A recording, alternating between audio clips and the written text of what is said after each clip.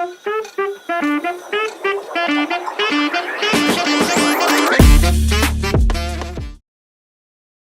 Krishna, welcome to your channel the way of law. तो आज हम लॉ ऑफ डॉट्स की जो है प्लेलिस्ट स्टार्ट करने वाले हैं। और जैसे मैं हमेशा कहती हूँ, टॉपिक्स पढ़ने से पहले सब्जेक्ट समझो कि सब्जेक्ट क्या है, तभी आप इसे रिलेट कर पाओगे, तभी मतलब बनता है इतना इसमें टाइम इन्वेस्ट करने का। सब्जेक्ट ही नहीं समझ आपने पढ़ लिया तो क्या ही मतलब बनता है। ठीक है। ये जो सब्जेक्ट है, मुझे याद है जब मैंने पढ़ा था, जैसे मैंने इंटीग्रेटेड कोर्स किया था BLLB।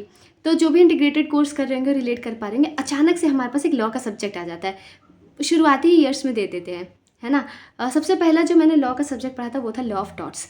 तो क्या होता है, लगता है अरे ये क्या है इसके अंदर, मतलब लॉ ऑफ टॉर्ट्स जो है पूरा का पूरा इट्स ऑल अबाउट केसेस, क्योंकि इसका कोई बेयर एक्ट तो है नहीं, कोई स्टैच्यूट तो है नहीं कि आप बेयर एक्ट देखोगे, है ना, और उसके थ्रू आप समझोगे। कोडिफाइड तो है नहीं, है ना, जो है केसेस से ही पढ़ना है ये सारी चीज़ें। तो लॉ ऑफ टॉर्ट्स होता क्या है, तो एकदम अगर आपको एक जनरल अंडरस्टैंडिंग दूँ तो मतलब हमारे पास सिविल राइट्स होते हैं, तो हमारे सिविल राइट वायलेट होता है ना, उसके लिए हमारे पास लॉ ऑफ टॉर्ट्स है। एकदम आपको ब्रॉड लैंग्वेज से बता रही हूँ। आगे PPT है, इनफैक्ट मैंने बहुत अच्छे नोट्स भी प्रिपेयर किए हैं आपके लिए, तो हम इन सबसे पढ़ेंगे। लेकिन फिलहाल इतना समझो कि हमारे पास जो हमारे जो सिविल राइट्स होते हैं उनका वायलेशन होता है, तो उसके लिए उनको बचाने के लिए, मतलब हमें रेमेडी प्रोवाइड कराने के लिए कौन आता है, टॉर्ट्स पिक्चर में आता है। टॉर्ट्स का अगर हम स्कोप देखें इंडिया में, वो बहुत कम है, क्योंकि किसी भी तरीके का सिविल राइट का जो वायलेशन होता है वो आप किसी ना किसी लॉ में ढूंढ लेंगे, किसी ऑर्डर्स में ढूंढ लेंगे, रूल्स में ढूंढ लेंगे, रेगुलेशन में, कहीं ना कहीं आपको मिल जाएगा। यहाँ पे हज़ारों करोड़ों लॉज है, ठीक है। यस, क्योंकि डाइवर्सिटी इतनी है हमारी कंट्री में, तो इसका स्कोप इंडिया में बहुत ही लिमिटेड है। मिल ही जाएगा आपको, आप ढूंढेंगे तो। ये पहली बात इसके बारे में।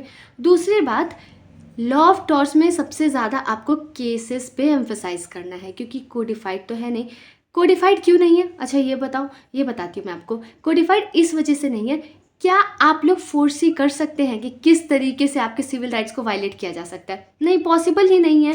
और जैसे जैसे वर्ल्ड एडवांस हो रहा है, जैसे जैसे मतलब कंट्री एडवांस हो रही है, चीज़ें आगे जा रही हैं, ये पता कर पाना बहुत ही मुश्किल है कि किस तरीके से सिविल राइट्स को वायलेट किया जा सकता है। तो जिस चीज़ को हम लोग फोर्स ही नहीं कर सकते, उसे हम कोडिफाई कैसे कर सकते हैं? और अगर हमने उसे डिफाइन कर दिया तो उसके बाद कल को किसी और तरीके से हमारे सिविल राइट का वायलेशन हो रहा है जो कि डिफाइंड नहीं है, उसके लिए मेरे पास कोई रेमेडी ही नहीं रहेगी। तो यही रीज़न है कि हम लोग इसे डिफाइन नहीं कर सकते, पॉसिबल नहीं है। क्लियर? ये इसमें ज़्यादा से ज़्यादा केस लॉस पढ़ने हैं। जैसे मैंने आपको बताया कि पूरा टॉर्ट्स बना ही कैसे, जो कंसेप्ट से बने ही कैसे, ये बने हैं सारे के सारे कंसेप्ट्स केस लॉस के थ्रू। ये बेसिकली क्या होता है, जो इंग्लिश कोर्स थे वहाँ पे ये लॉ ऑफ टॉर्ट्स वहाँ से इंस्पायर्ड है। उनके पास कोई कोडिफाइड लॉ नहीं था। वो क्या करते थे, हर केस का फैक्ट एंड सर्कमस्टांसेस देखते थे, और जस्टिस, इक्विटी और गुड कॉन्शियंस के बेसिस पे, क्या मैंने बोला, जस्टिस, इक्विटी और गुड कॉन्शियंस के बेसिस पे जो थे जजमेंट्स देते थे, उसके हिसाब से जो थे वो मतलब रेमेडी प्रोवाइड करते थे। तो यही है लॉ ऑफ टॉर्ट्स पे भी, कुछ कोडिफाइड नहीं है। हम लोग भी जस्टिस, इक्विटी और गुड कॉन्शियंस को देखते हुए जो है जजमेंट पास करेंगे। लेकिन मैंने आपको जैसे बताया कि इसका स्कोप बहुत ही कम है और उसका कोई बेयर एक्ट नहीं है। तो आई थिंक इनिशियल लेवल पे आपको इतना क्लियर होगा ये समझना। तो चलो शुरू करते हैं इसके डेफिनेशन के साथ। तो सबसे पहले एक मैगजीन देख लेते हैं जिसके ऊपर बेस्ड है, ऊबी जस ईबी रिमेडियम। जहाँ हमारे पास राइट है वहाँ हमारे पास रेमेडी है।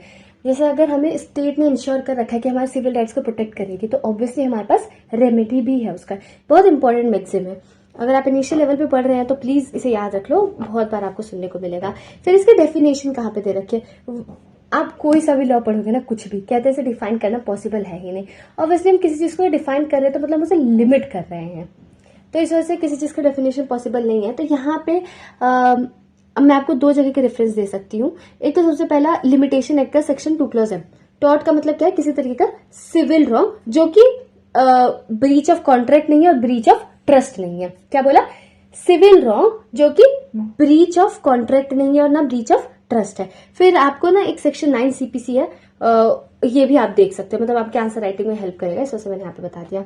यहाँ पे आप सेलमेंट की डेफिनेशन देखोगे ना तो आपको बहुत ज्यादा लिमिटेशन एक्ट की डेफिनेशन जैसा लगेगा। इसमें ये बोला गया कि किसी तरीके का सिविल रॉन्ग जिसकी रेमेडी क्या है, अनलिक्विडेड डैमेजेस है, और जो कि ना एक्सक्लूसिवली ब्रीच ऑफ कॉन्ट्रैक्ट है या फिर ब्रीच ऑफ ट्रस्ट या फिर ऐसा ही कोई और ऑब्लिगेशन।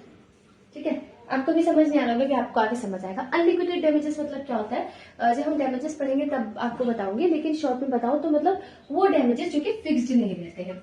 बेसिकली सिविल लॉ, जब भी किसी भी तरीके का आपका सिविल लॉ वायलेट होता है तो हमारे पास क्या रेमेडी रहती है? रेमेडी जैसे अगर हम लोग क्रिमिनल लॉ में देखें तो क्या रेमेडी होती है कि पनिशमेंट दिया जाए, जो जिसने उस ऑफेंस को कमिट किया है, जो अक्यूज्ड है, उसे पनिशमेंट दिया जाए, है ना। लेकिन सिविल लॉ में ऐसी बात नहीं है। सिविल लॉ में क्या कोशिश करी जाती है? कंपनसेट करने की कोशिश करी जाती है। जिस भी पार्टी का सिविल राइट वायलेट हुआ है उसे कंपनसेट करने की कोशिश करी जाती है। तो कंपनसेट कैसे किया जाता है? डैमेजेस देकर कंपनसेट किया जाता है। तो टॉर्ट्स में क्या है? डैमेजेस जो रहते हैं फिक्स्ड नहीं रहते हैं, इसमें अनलिक्विडेटेड रहते हैं। क्लियर? फ्रेजर का जो कीवर्ड है ये बोला है राइट इन रेम है। अब दो तरीके के हमारे पास राइट होते हैं, एक होता है right in rem, right in persona. Right in rem मतलब ये मेरा राइट पूरे वर्ल्ड के अगेंस्ट अवेलेबल है। अगर मेरा सिविल राइट है तो उसे कोई भी नहीं वायलेट कर सकता, कोई भी वायलेट करेगा मेरे पास कोर्ट जाने का राइट आ जाता है। राइट इन पर्सोना मतलब किसी इंडिविजुअल के अगेंस्ट मेरे पास राइट अवेलेबल है। Let's say for example contract होता है तो उसमें दो पार्टीज इन्वॉल्व रहती है, तो इसमें क्या है, मेरा जो ये जो राइट है सिर्फ और सिर्फ दूसरी पार्टी के अगेंस्ट है, लेट्स से पूरे वर्ल्ड के अगेंस्ट नहीं है। विनफील्ड ने भी टॉर्ट्स की डेफिनेशन दिया और उन्होंने ये कहा है कि हर एक इंसान की ना दूसरे इंसान के टुवर्ड्स ड्यूटी होती है ना। लेट्स से फॉर एग्जांपल मैं अगर अपने पास कोई पेट डॉग रख रही हूँ, ठीक है, और मुझे पता है कि जो डॉग है थोड़ा एग्रेसिव है, या तो ये मेरी ड्यूटी बनती है कि मैं टेक केयर करूँ, वो नेबर से घर में ना जाए, किसी को हार्म ना पहुंचाए, है ना। तो यही टॉर्शियस लायबिलिटी बेसिकली यही होता है, कोई भी इंसान की जो ड्यूटी रहती है लॉ के द्वारा फिक्स करी गई हो, फिक्स्ड बाय लॉ, उसको क्या करता है? ब्रीच करता है। तो ऐसे में दूसरा इंसान क्या कर सकता है? अनलिक्विडेटेड डैमेजेस के लिए हकदार बन जाता है। आप लॉ डेनिंग की भी डेफिनेशन देख सकते हो। एक्चुअली फर्स्ट मतलब हमारा वीडियो है टॉर्ट्स के रिगार्डिंग, इसमें थोड़ा डिटेल में बता रही हूँ, बट ये इतना कुछ ध्यान देने वाली चीज नहीं है। मेरे दिमाग में एक्चुअली सारे ही स्टूडेंट्स है, क्या पता कोई पहली बार पढ़ रहा हो तो। चलो अब एक ये सवाल जो बहुत ज्यादा चर्चा में रहता है, लॉ ऑफ टॉर्ट पढ़ता है कि लॉ ऑफ टॉर्ट है या फिर टॉर्ट्स है, TORT या फिर TORTS, सिंगुलर है कि प्लूरल। देखो इसके लिए दो थ्योरीज है हमारे पास। तो ये जो हमारी पहली थ्योरी है लॉ ऑफ टॉर्ट की, सिंगुलर वाले की, एस वाले की नहीं, इसमें विनफील्ड एंड पर्लोग जो है इसके सपोर्टर है। इसमें ये माना जाता है ना कि जब भी इंजरी, जब मैं बोल रही हूँ यहाँ पे मतलब है लीगल इंजरी, लीगल राइट का वायलेशन हो रहा है, तो एक पर्सन जब भी दूसरे इंसान का मतलब कोई भी लीगल राइट वायलेट करता है, उसे लीगल इंजरी कॉज करता है, तो उसे टॉर्ट मानते हैं। ठीक है, बेसिकली क्या है ना, अगर मैं आपको ऊपर से बताऊं तो इनके कहने का मतलब ये है ना कि हर चीज टॉर्ट है। अगर वो एक्शन लॉ के थ्रू जस्टिफाइड है तब तो ठीक है, मतलब अगर आपने किसी तरीके की इंजरी करी है ना, किसी इंसान का आपने लीगल राइट वायलेट किया, और अगर वो लॉ में जस्टिफाइड है तो तब तो ठीक है, वरना उसके अलावा अगर वो लॉ में जस्टिफाइड नहीं है तो वो क्या सब टॉर्ट के अंदर आएगा। ठीक है, तो इसका मतलब ये है कि ये जो आप अभी अलग अलग कई तरीके के टॉर्ट्स पढ़ोगे, ठीक है, nuisance, negligence, strict liability, absolute liability, malicious prosecution, इतने तरीके के आप टॉर्ट्स पढ़ोगे।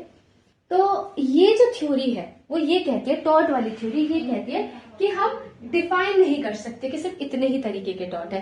हमारे हिसाब से हर चीज ही टॉर्ट है अगर वो जो वायलेशन है लॉ में जस्टिफाइड नहीं है तो टॉर्ट का क्या मतलब हर चीज ही टॉर्ट है, मतलब बहुत वाइड एम्बिट है। वहीं पे जो दूसरी थ्योरी है वो बात करती है लॉ ऑफ टॉर्ट्स की, एस वाले की। यहाँ पे पिजन होल थ्योरी भी है। अच्छा, इसके जो इसको सपोर्टर जो है सैलमंड है। मैं आपको याद करने का एक तरीका बता सकती हूँ, जैसे टॉर्ट्स लास्ट में एस आ रहा है और इसके जो सपोर्टर है कौन है? सैलमंड। तो एस से याद हो सकता है, इतना कुछ खास ट्रिक नहीं था, लेकिन मुझे एक्चुअली ऐसे याद होता है, भूल जाती थी। तो लॉ ऑफ टॉर्ट्स में एक पिजन होल थ्योरी होती है, उसमें ये कहा गया है ना कि जो टॉर्ट्स है उसे हमने डिफाइन कर दिया है। जैसे मैंने आपको एग्जांपल दिया, negligence, nuisance, strict liability, absolute liability, deformation, जो भी है हमने क्या किया, हर तरीके के टॉर्ट्स को हम डिटेल में पढ़ेंगे हर टॉर्ट्स को, तो हमने क्या किया, सारे टॉर्ट को डिफाइन कर दिया है। उसके बाहर कुछ भी होता है तो वो लॉ ऑफ टॉर्ट के अंदर नहीं आएगा। मतलब क्या किया है कि डिफाइन कर दिया है, लाइन बना दी है कि ये लॉ ऑफ टॉर्ट के अंदर आएगा, बाकी नहीं आएगा। तो एक तरीके से इस थ्योरी को इतना कोई अच्छा नहीं माना जाता है। ऐसा माना जाता है कि इसकी लिमिट को मतलब इसके स्कोप को लिमिट किया जा रहा है। हमने टॉर्ट बनाए इस वजह से ताकि कोई लिमिटेशन ना रहे, है ना, क्योंकि हम ऐसा मानते हैं हर चीज फोर्सी नहीं कर सकते हैं, सारे सिविल वायलेशंस को, सिविल राइट के वायलेशंस को फोर्सी नहीं किया जा सकता है। तो इस एलिमेंट का यहाँ पे ये कहना था कि जैसे क्रिमिनल लॉ में ऑफेंसेस को हमने डिफाइन कर दिया है, वैसे ही हम लोग क्या कर रहे हैं कि ये जो टॉर्ट्स है उसे भी डिफाइन कर रहे हैं, पर ये पॉसिबल थोड़ी है। फिर इस एक केस देख लो, डोनो वर्सेस स्टीवेंसन। यहाँ पे कहा गया कि ये गलत है, हम ऐसा कहें कि मतलब हम डिफाइन कर दे टॉर्ट्स को, वो पॉसिबल नहीं है, ये तो बहुत ही इम्प्रैक्टिकल चीज आ गई। तो हम देखते हैं, चलो डिफरेंस देखते हैं कि टॉर्ट और क्राइम के बीच में क्या डिफरेंस है, टॉर्ट और कॉन्ट्रैक्ट के बीच में क्या डिफरेंस है। काफी कुछ तो आपको पता ही चल गया होगा, लेकिन फिर भी हम डिस्कस करते हैं। एक बार ही ना प्लीज वीडियो पॉज करना और थोड़ा सा सोचना, फिर आगे देखना। तो जो टॉर्ट है वो है प्राइवेट रॉन्ग, क्राइम क्या है, पब्लिक रॉन्ग।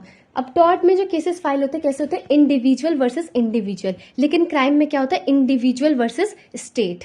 ठीक है, और टॉर्ट इंडिविजुअल के अगेंस्ट होता है, लेकिन क्राइम हम क्या मानते हैं कि पूरी कम्युनिटी के अगेंस्ट हो रहा है। और टॉर्ट में जो हमारा मकसद रहता है वो ये रहता है कि जो विक्टिम है उसे कंपनसेशन देना, लेकिन हमारा क्रिमिनल लॉ में क्या होता है, क्रिमिनल लॉ में ये रहता है कि हम लोग पनिशमेंट दे रहे हैं जो क्रिमिनल है। लाइन भी है टॉर्ट के रिगार्ड में कि वहां पे cost is Panacea of all is, मतलब हर चीज की इलाज जो है वहां पे क्या है, कॉस्ट कंपनसेशन।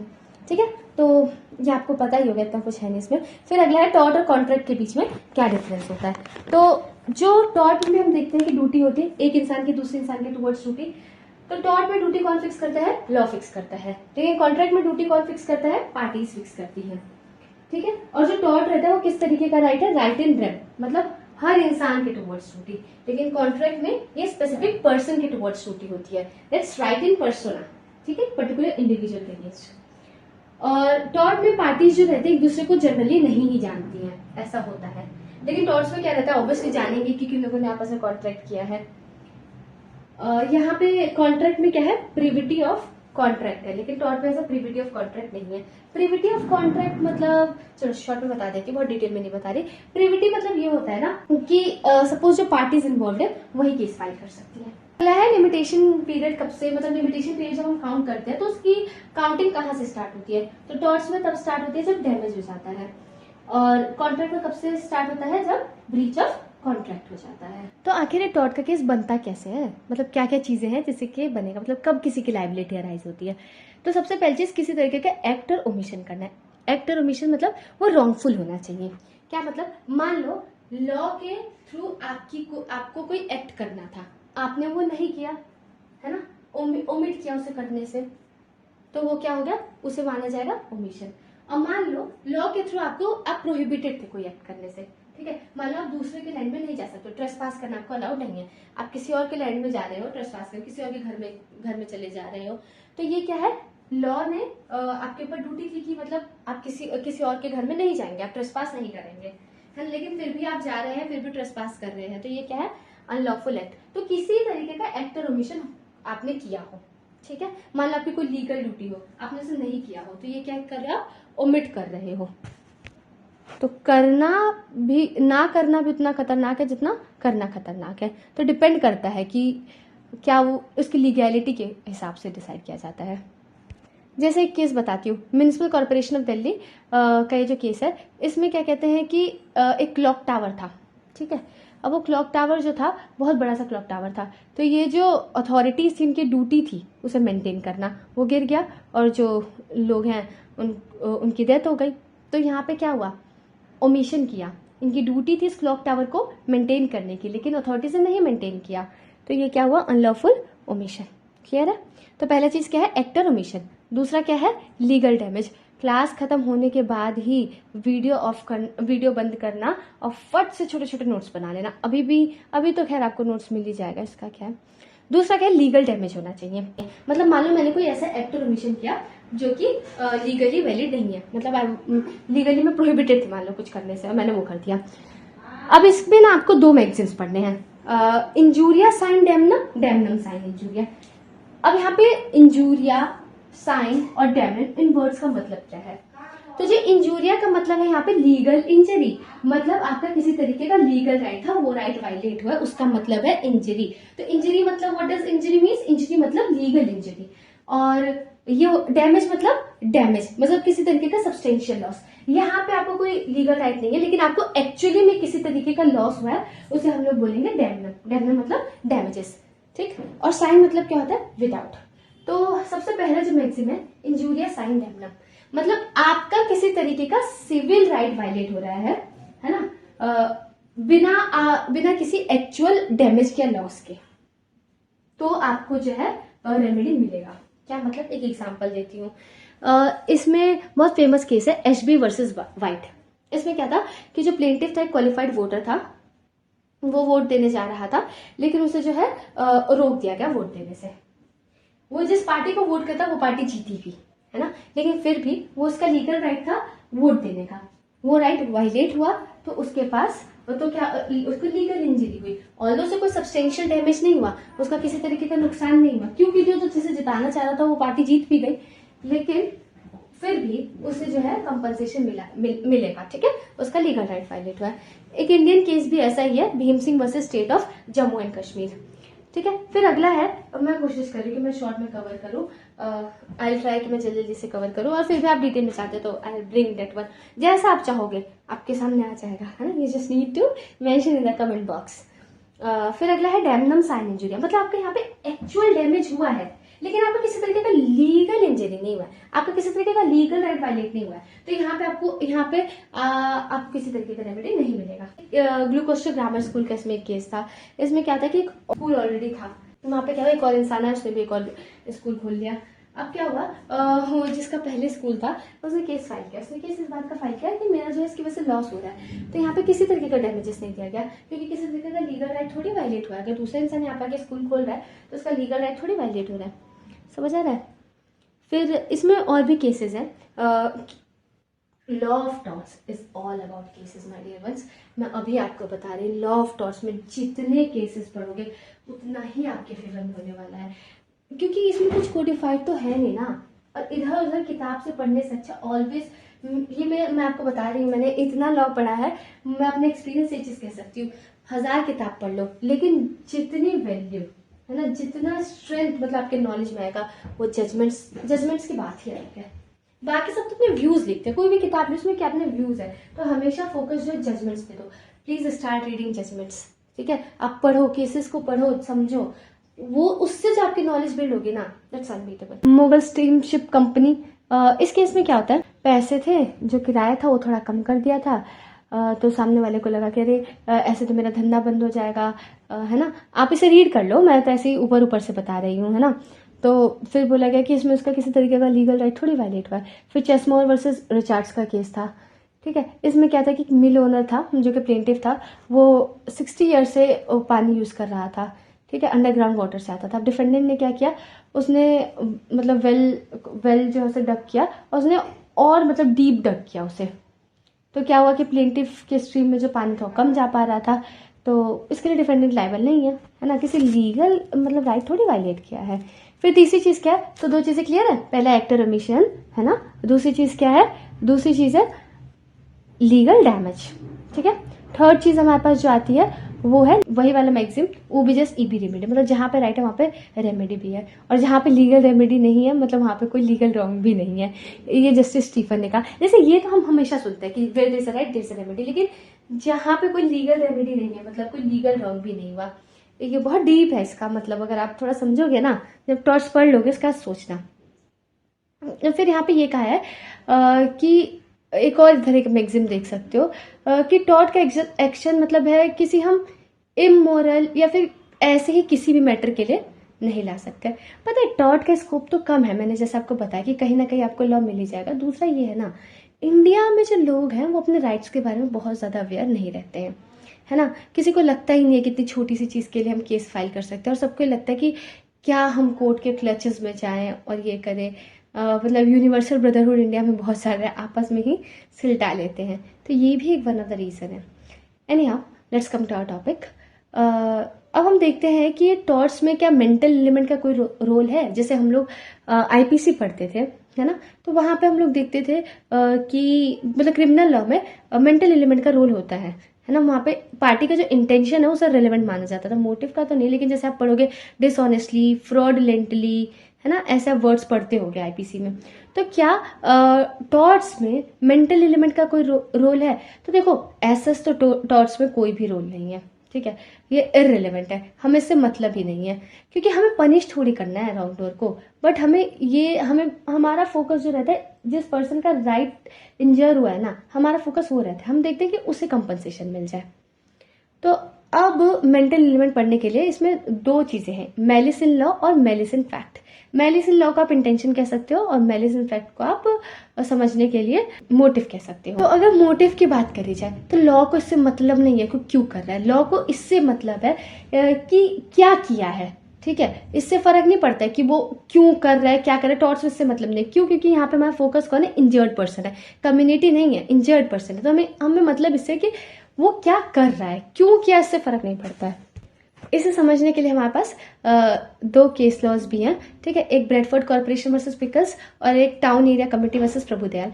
तो थोड़े सेम सही है, तो मैं एक बताती हूँ, आप एक रीड कर लेना। Town area committee versus Prabhudayal, इसमें जो डिफेंडेंट थे, मतलब म्यूनिसिपल अथॉरिटीज, उन्होंने क्या किया कि कुछ बिल्डिंग्स थी जिन्हें मतलब जो इलीगली कंस्ट्रक्ट कर दी गई थी, उन्हें डिमोलिश कर दिया, ठीक है। तो वो प्लेंटिफ की बिल्डिंग थी, तो प्लेंटिफ ये कहने लगे कि जो म्यूनिसिपल कॉर्पोरेशन है, जो म्यूनिसिपल कमिश्नर है, वो मेरा दुश्मन है, इस वजह से उसने मेरी बिल्डिंग के साथ ऐसे किया। तो इससे फर्क नहीं पड़ता है, वो मतलब जो बिल्डिंग थी वो इलीगली कंस्ट्रक्ट करी गई थी, तो उसे डिमोलिश करना तो था ही, उसका किसी तरीके का लीगल राइट थोड़ी वायलेट हुआ है। अब दुश्मनी से क्या ही किया जा सकता है। खैर देखो, बात तो थी दुश्मनी की, लेकिन क्या हो सकता है। अच्छा, लेकिन कुछ इंस्टेंसेस ऐसे हैं जहाँ पे टॉर्च में हम देखते हैं कि ये जो मेंटल एलिमेंट है, मेलिस जो है वो रिलेवेंट है। पहला मेलिशियस प्रोसिक्यूशन, ठीक है। मेलिशियस प्रोसिक्यूशन का क्या मतलब, इसे भी आगे पढ़ेंगे। मतलब कोई ऐसे ही बस परेशान करने के लिए कोई केस फाइल कर दे रहा है, कोर्ट का टाइम बर्बाद करने के लिए। फिर न्यूसेंस में, कंस्पिरेसी में, है ना, ये कुछ चीजें हैं जहाँ पे हम देखते हैं कि टॉर्ट्स में मेंटल एलिमेंट इंपॉर्टेंट है। डिफर्मेशन में, जैसे डिफर्मेशन में ना एक डिफेंस है कि जो पब्लिकेशन है गुड फेथ में किया गया है, तो गुड फेथ पता करने के लिए मेंटल एलिमेंट देखा जाता है, ठीक है। तो अगर मान लो वो मतलब मेलिस है उसके माइंड में, ठीक है, तो वहां पे साफ पता चल जाएगा कि इसका कोई गुड फेथ है ही नहीं, इसने तो मतलब उसकी जो रेपुटेशन है उसकी इंजरी करने के लिए ही ये जो है चीजें करी हैं। So this was all about the definitions, ठीक है। अब हम अगले वीडियो में मैं आपको डिफेंसेस के बारे में बताऊंगी। किसी भी तरीके का डाउट होता है, please do mention the comment box, will be more than happy to help you. आप हमें डीएम भी कर सकते हैं इंस्टा पे। एंड हाँ, प्लीज हमारे इंस्टा चैनल का फॉलो करो द वे ऑफ लॉ के नाम से। It will really help us do more in our mission, जिससे हम ज्यादा लोगों तक पहुंच पाए। And all the efforts are for you all people only, so it will be so nice of you if you do it, and thank you for watching this video. But किसी भी तरीके का डाउट हो, कुछ भी है ना, आपको नोट्स चाहिए या आप चाहते हो इस तरीके से पढ़ाओ, to mention, feel free to mention the comment box. Hare Krishna.